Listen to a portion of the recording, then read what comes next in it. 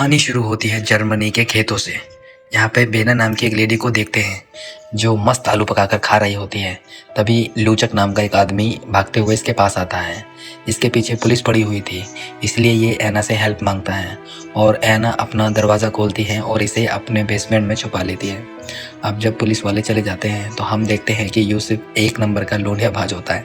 खैर, दोनों यहाँ से चले जाते हैं और इसके बाद से ये लोग एक दूसरे के साथ रहना स्टार्ट कर देते हैं, जिससे इनके एक बेटी होती है जिसका नाम होता है एग्नेस।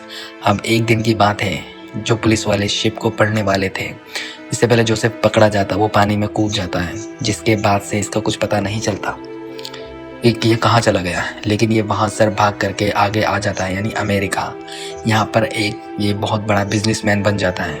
अब कई सालों बाद देखते हैं कि ऐना और एग्नेस को दोनों बाजार में सामान बेचकर गुजारा कर रहे थे। एग्नेस अपने कज़न से प्यार करती थी और जिसकी तरफ एक एयरफील्ड से भी करती थी। वो एक जर्मन शेफ था और तीनों के मचाए कांड से एक लड़की का जन्म होता है। और मज़े की बात ये होती है कि एग्नेस को पता नहीं होता कि ये लड़का किसका है, या जेन का या एयरफील्ड का। अब पैदा होने के बाद ये ऑस्कर जो होता है चुप नहीं होता। अब यहाँ एग्नेस ऑस्कर से बोलती है कि अगर तुम चुप हो गए तो मैं तुम्हारे 3 साल की उम्र में एक ड्रम ला कर दूंगी। ये सुनकर ऑस्कर चुप हो जाता है। 3 साल गुजरने के बाद इसकी मॉम इसको एक ड्रम ला कर देती है। जिस दिन इसका जन्मदिन होता है और ऑस्कर देखता है कि घर में हर तरफ नंगा नाच चल रहा था। ये सब देखने के बाद ऑस्कर डिसाइड करता है कि मैं कभी बड़ा नहीं होऊंगा, इसलिए वो मरने के लिए बेसमेंट में आ जाता है। लेकिन ये मरता नहीं है और इसकी जो उम्र जो होती है 3 साल की 3 साल ही रह जाती है, यानी कि एक बोना बन जाता है। और ये अपने टूटे हुए ड्रम को खुद से कभी भी अलग नहीं करता। जो भी इसके ड्रम को छीनने की कोशिश करता तो ये चिल्लाकर आसपास के कांच को तोड़ देता था, यानी कि इसमें अलग तरह की पावर भी आ जाती है। अब टाइम बीतता है, हम देखते हैं कि ऑस्कर 6 साल का हो गया है और जो स्कूल में भी पढ़ने जाने लगा था, लेकिन इसका साइज और इसका ड्रम सब पहले जैसा ही था। अभी भी जो इसके ड्रम को छीनने के लिए जाता ये चिल्लाता और कांच को तोड़ देता था। साथ ही इसके पावर से डॉक्टर्स भी हैरान थे कि ये आखिर कर कैसे लेता है। बट एग्नेस जो है वो ये जानना चाहती थी ये बड़ा क्यों नहीं हो रहा। अब हम देखते हैं कि हर फ्राइडे को एग्नेस बाजार करने के लिए बाहर जाती थी और काम के बहाने ऑस्कर को एक दुकानदार के पास छोड़कर चली जाती थी कुछ करने के लिए। लेकिन जो ये कुछ वाला सिस्टम होता है वो ऑस्कर को पता चल जाता है। अब यहाँ से सीन शिफ्ट होता है कई सालों बाद का, जहाँ ऑस्कर जो है 12 साल का हो चुका है।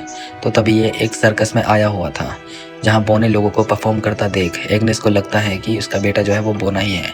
सर्कस खत्म होने के बाद वो एक बेकर्रा नाम के एक बोने से मिलता है, जो ऑस्कर के स्टाइल्स को देखकर बहुत ही इम्प्रेस होता है और इसे अपने साथ काम करने के लिए इनवाइट करता है।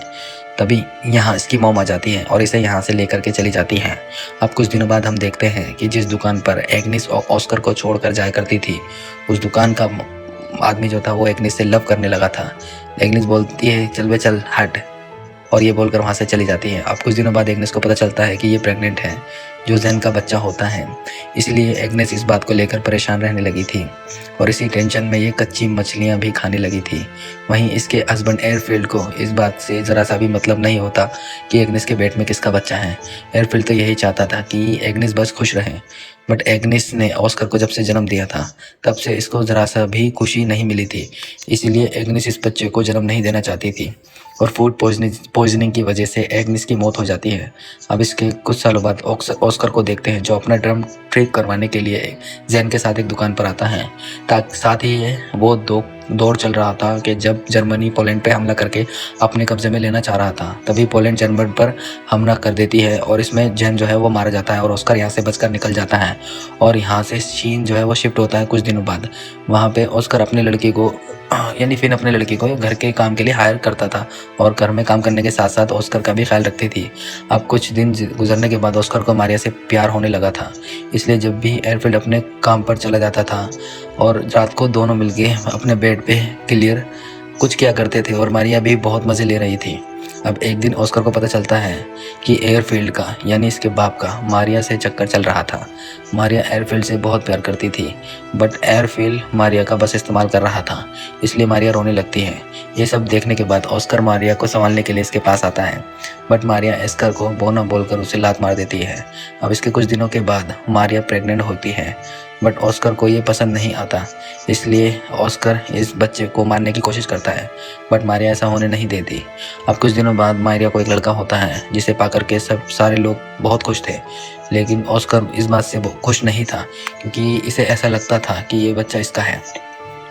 बट अगले दिन हम उसी बोने को देखते हैं जो सर्कस में काम किया करता था, जो फिलहाल वर्ल्ड वार 2 के दौरान एक बहुत ही ऊंचे ओहदे पर काम कर रहा है। यहाँ ये बोना ऑस्कर से मिलता है और इसे अपनी टीम में आने के लिए इनवाइट करता है क्योंकि ये पेरिस में अपनी टीम के साथ परफॉर्म करने वाला था। तो ऑस्कर इनकी टीम को ज्वाइन कर लेता है और अपने टैलेंट की मदद से पेरिस में लोगों को एंटरटेन करने लगता है।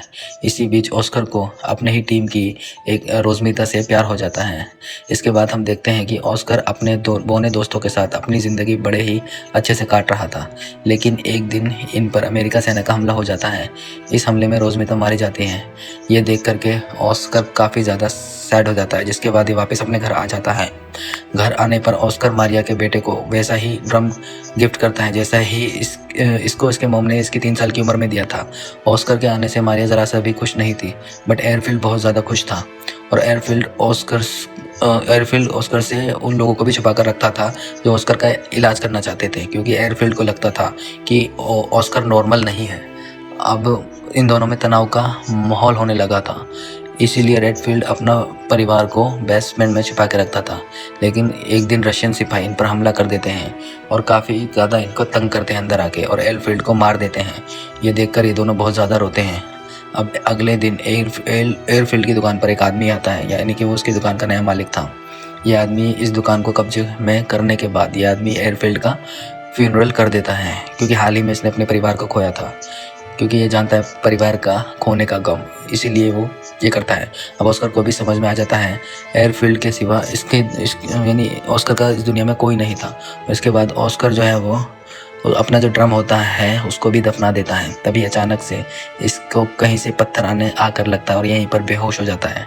अब यहाँ पर एक आदमी बताता है कि ऑस्कर अब बड़ा होने लगा है।